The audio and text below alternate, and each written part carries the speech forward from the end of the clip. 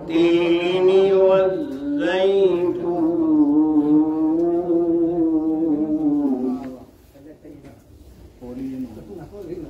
وطور سينين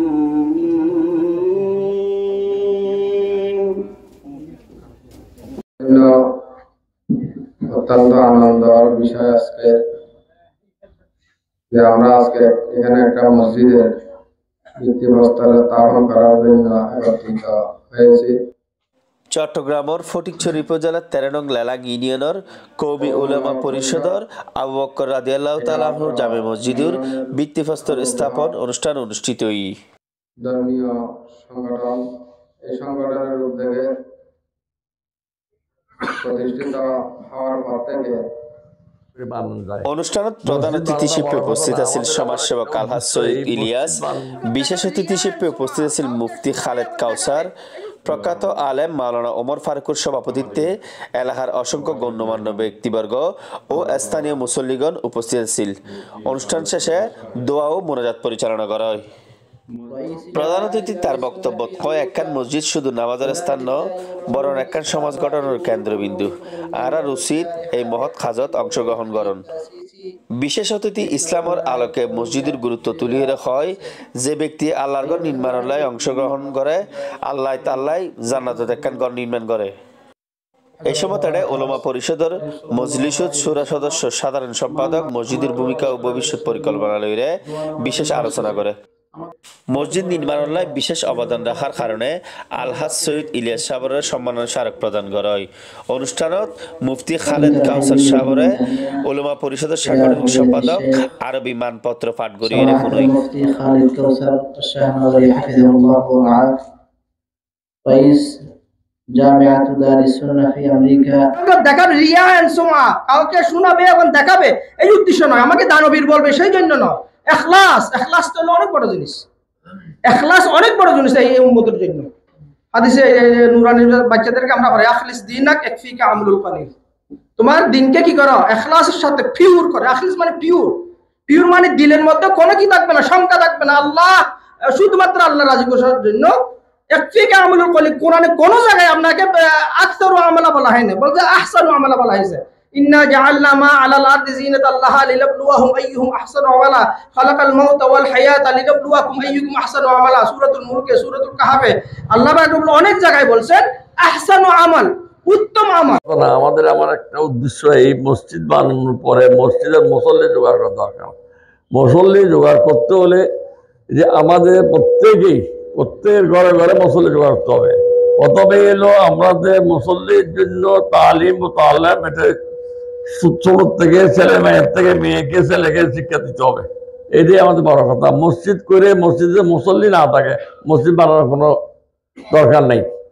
মসজিদ যে কোনো জায়গায় মানুষ নামাজ পড়তে পারে, আল্লাহর হুকুম আছে, আল্লাহ নবী সবাইকে পড়তে পারে।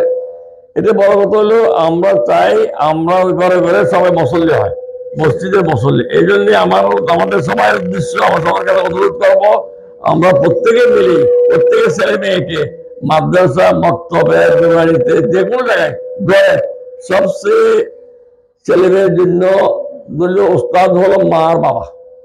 একটা মসজিদ আছে, তবে এখান থেকে ব্রিজে উঠে এবং ওদিকে নেমে মসজিদে পৌঁছা বয়স্ক মানুষদের জন্য অত্যন্ত কষ্টকর।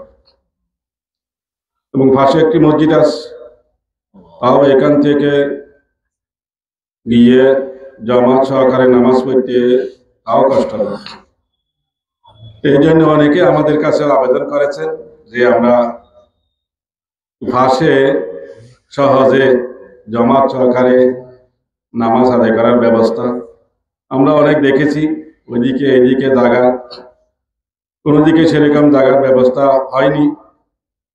পরে আল্লাহ পাকের মেহেরবানি এই স্থানে জায়গার ব্যবস্থা হয়েছে। আপনারা অনেকে সহযোগিতা করেছেন। সাধারণত মসজিদ মাদ্রাসা এগুলো হলো সামাজিক কাজ। যার যতটুকু সামর্থ্য অনুযায়ী আল্লাহ পাকের ঘর মসজিদ এটার মধ্যে অংশগ্রহণ করা সকলের ইমানি দায়িত্ব মনে করি।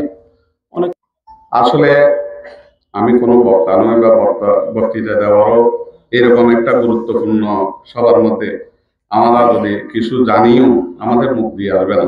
ভাষায় বদুর মানুষ নামাজ পড়েন মানুষ রুহু দরবার আছে সময় দিন যাইলে নামাজ তার পরিণ থাকে হয়তো পরিণ হারে জরুরতের কারণে মসজিদের অভাবে দূরের কারণে আল্লাহ তাআলা তার দরবার হয়তো কবুল করেছি ইয়ানাল্লাহ বিলিয়ে কেয়ানো কেয়ার মাধ্যমে আল্লাহ এই জায়গাটি কইছি ইয়ানার মধ্যে আরামত শহর এই প্রসেসটা যেহেতু এখন বাজার আছে এর মধ্যে লোকাল বাজার সব সময় মুসলমান আনাগোনা থাকে, অথচ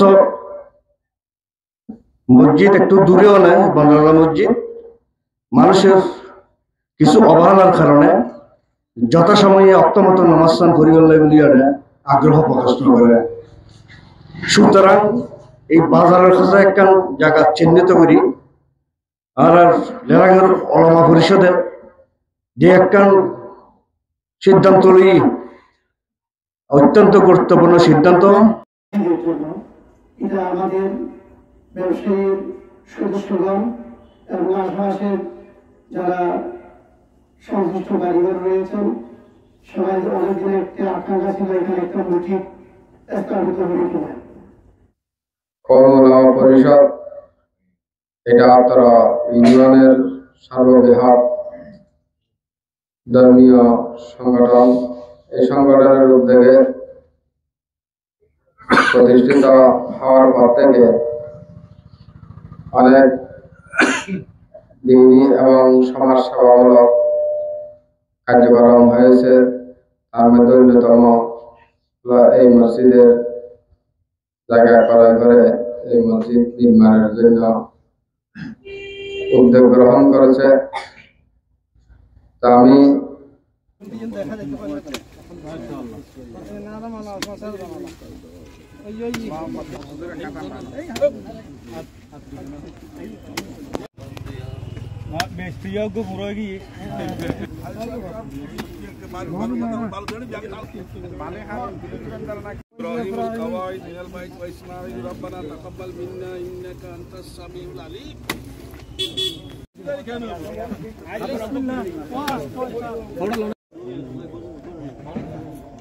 ঠিক আছে হুজুর, মাশাআল্লাহ।